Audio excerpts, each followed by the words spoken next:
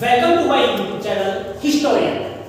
इस चैनल पर हम भारतीय इतिहास का अध्ययन करेंगे और भारतीय इतिहास में जिस पार्ट को हम सबसे पहले शुरू करने जा रहे हैं वह है मध्यकालीन भारत का इतिहास।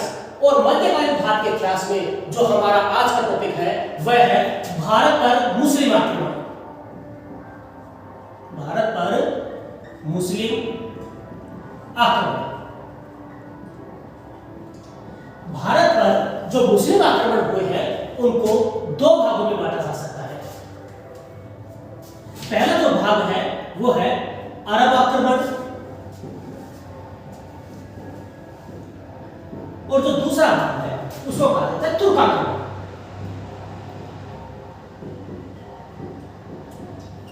आज इस भाग में अरब आक्रमण का अध्ययन करने वाले हैं। हम जानेंगे कि किस तरीके से अरबों ने भारत के ऊपर आक्रमण किया। जहां पर हम अरबों की बात करते हैं तो अरबों that जो सबसे पहले आगमन है वह है केरल के मालाबार तट पर हुआ था। अरबों ने भारत में सबसे पहले सिंध के ऊपर आक्रमण किया था।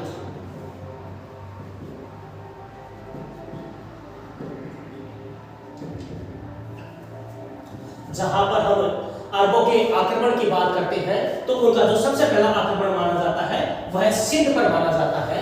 जब हम सबसे पहले हम बात करते हैं अब सिंध की। सिंध जो प्रांत है इस प्रांत पर राय वंश के शासक साहसी द्वितीय का शासन था। साहसी द्वितीय का शासन था और दाहिर के पिता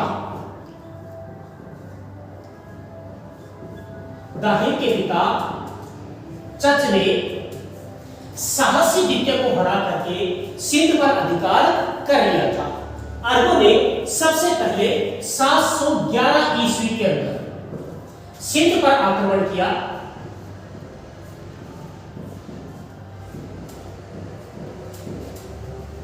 इराक के तत्कालीन गवर्नर अल हज्जाज ने अपने सेनापतियों उबैदुल्लाह तथा वर्दुल को सिंध पर आक्रमण करने के लिए भेजा था, जिन्हें राजा दाहिर ने पराजित करके भगा दिया था। अरबों का ये जो आक्रमण है वह असफल रहा था। अरबों का जो पहला सफल आक्रमण है वह 712 ईस्वी में हुआ था और यह आक्रमण सिंध पर हुआ था। जिस समय आक्रमण किया गया उस समय सिंध के शासक राजा दाहिर थे। सिंध के शासक राजा दाहिर थे। इस युद्ध में राजा दाहिर की पराजय हुई थी। अब सबसे बड़ी बात यह है कि हमें इन आक्रमणों की जो जानकारी है वो कहां से प्राप्त होती है। तो अगर हम अरब आक्रमण के जानकारी के स्रोतों की बात करते हैं तो सबसे पहले हम दो ग्रंथों की बात करते हैं। तो अरब आक्रमण के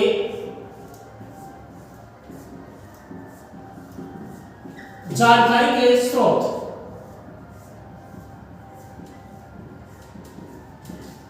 पहला जो स्रोत है वह है चचनामा।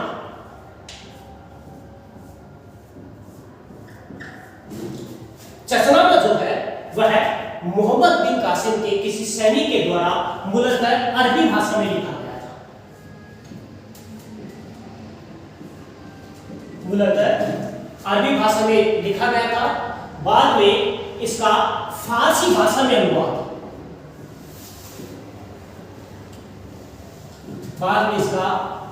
फारसी भाषा में जो अनुवाद है वह मोहम्मद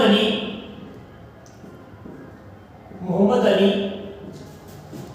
अबू बकर कुफी के द्वारा किया गया तथा अरब आक्रमण का जो दूसरा जो प्रमुख स्रोत माना जाता है वह बिलादुरी का ग्रंथ माना जाता है जिसका नाम है फुतूह अल बुर्दा। इसकी रचना जो है वह बिलादुरी ने की थी। इस बिलासपुर के इस ग्रंथ से भारत पर अरबों के आक्रमण की जानकारी प्राप्त होती है। अब ये जानना भी जरूरी है कि भारत पर अरबों के आक्रमण के कारण क्या थे। तो हम यहाँ पर आक्रमण के कारणों की बात करते हैं। तो दो प्रमुख कारण माने जाते हैं भारत पर आक्रमण के।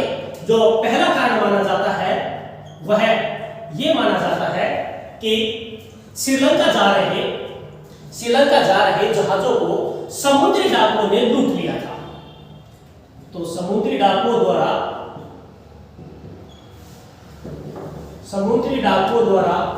श्रीलंका जा रहे जहाजों को लूटना।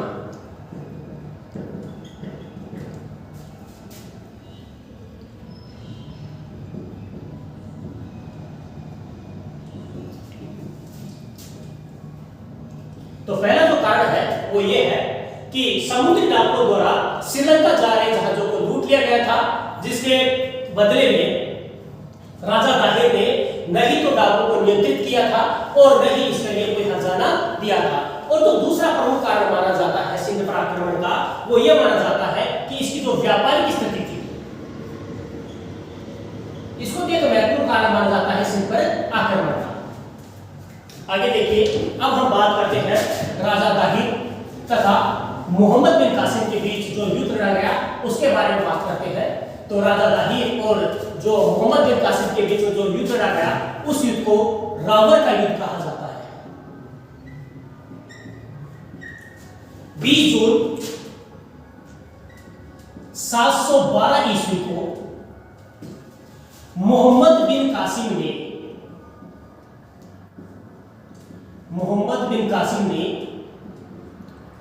सिंध पर आक्रमण किया तथा राजा दाहिर को रावर के युद्ध में पराजित करके मार डाला। इसके पश्चात दाहिर की पत्नी रानी बाई ने रावर के दुर्ग की रक्षा की, लेकिन अंत में पराजय को निकट जान करके रानी बाई ने जौहर कर दिया। और यह भारतीय इतिहास में जौहर का प्रथम साक्ष्य माना जाता है। रावर के युद्ध के पश्चात मोहम्मद बिन कासिम को राजा दाहिर की दूसरी पत्नी, जिनका नाम लाडी बाई था, उनसे उत्पन्न 2 पुत्रियां मोहम्मद बिन कासिम के हाथ लगी और उनके नाम थे परमल देवी और सूर्या। इन दोनों को राजा दाहिर ने खलीफा वाहिद के पास पहुंचा दिया था। मोहम्मद बिन कासिम का जो अंतिम आक्रमण माना जाता है वह 713 ईस्वी में मुल्तान पर माना जाता है। मुल्तान पर आक्रमण करने के पश्चात अरबों को यहां से इतना सोना प्राप्त हुआ कि उन्होंने मुल्तान का नाम सोने का नगर रख दिया। मोहम्मद बिन कासिम की अगर हम मृत्यु की बात करते हैं तो ऐसा कहा जाता है कि जब मोहम्मद बिन कासिम ने परमल देवी और सूर्या को खलीफा वाहिद के पास भेजा, तो परमल देवी और सूर्या ने खलीफा वाहिद से मोहम्मद बिन कासिम की शिकायत की और उनकी इस शिकायत पर खलीफा वाहिद ने मोहम्मद बिन कासिम को मृत्युदंड दिया, क्योंकि ऐसा माना जाता है कि मोहम्मद बिन कासिम ने खलीफा वाहिद के पास उनको भेजने से पहले ही उनका सिर भंग कर दिया था। इस तरीके से अरबों के जो आक्रमण है वह भारत पर हुए। यहां पर हम देखते हैं कि राजा दाहिर के साथ जब युद्ध हुआ तो उस समय मोका नामक एक देशद्रोही ने मोहम्मद बिन कासिम की सहायता की थी। इसी के साथ साथ मोहम्मद बिन कासिम के आक्रमण के समय जाटों तथा बोधों ने भी मोहम्मद बिन कासिम का साथ दिया था। अब हम यहाँ पर देखते हैं कि अरबों के आक्रमण से भारत में क्या प्रभाव पड़ा, अरबों के आक्रमण का यहाँ पर क्या प्रभाव पड़ा। तो यहाँ पर देखते हैं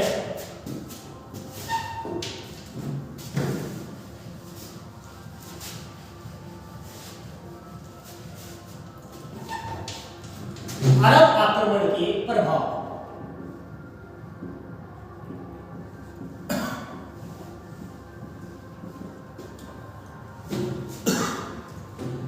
अरब आक्रमण के फलस्वरूप भारत में खजूर तथा ऊंट पालन का विकास हुआ। खजूर तथा ऊंट पालन का विकास हुआ। अरबों ने सिंध में दिरहम नामक के सिक्के चढ़ाए।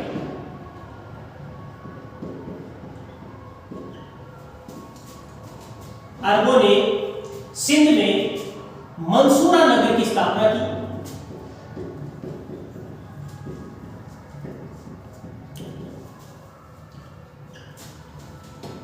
अरबों के द्वारा सबसे पहले हिंदू शब्द का प्रयोग किया गया।